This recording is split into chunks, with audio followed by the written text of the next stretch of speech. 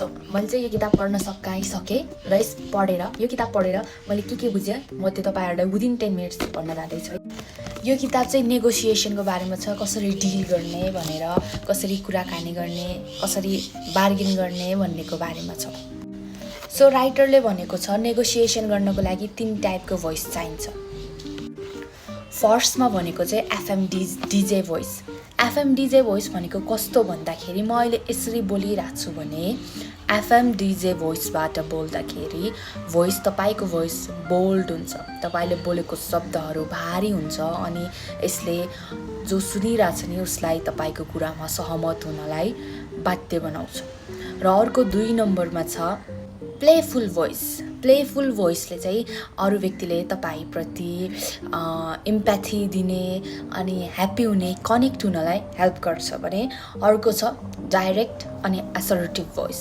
यसले तपाईलाई सिधा जे हो त्यो ठ्याक्कै भन्ने। सो बोल्ने टाइप भयो।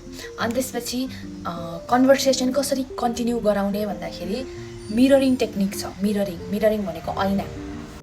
अगाडिको मान्छेले जे बोलिरहेछ नि त्यो सेन्टेन्सको 3वटा शब्द भन्ने। जस्तै म चाहिँ घर गइरहेको थिएँ अनि घर जाँदै मैले एउटा बस देखेँ। एकजनाले भन्यो भने ए बस देख्यो भन्ने क्या।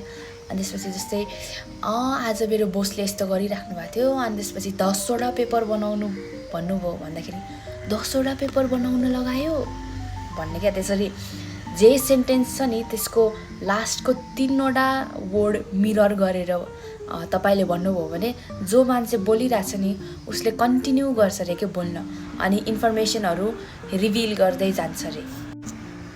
अनि अर्को भनेको चाहिँ तपाई जोसँग बोल्दै हुनुहुन्छ नि त्यो मान्छेबाट यस हैन कि नो चाहिँ निकाल्नुहोस्। फर इक्जाम्पल यो 2टा क्वेशन सुन्नु है त। तपाईलाई बोल्न मन लागिरहेछ, यो बोल्नको लागि गलत समय हो र भनेर सोध्दाखेरि सेकेन्ड वाला क्वेशनमा चाहिँ तपाईलाई पोजिटिभ रिइन्फोर्समेन्ट आउँछ।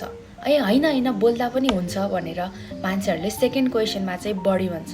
डाइरेक्ट नो भन्दाखेरि मान्छेलाई अफेन्स गर्ने जस्तो हुन्छ। त्यही भएर नो भन्ने पनि इन्डाइरेक्टली नो भन्ने 3टा तरिका छ।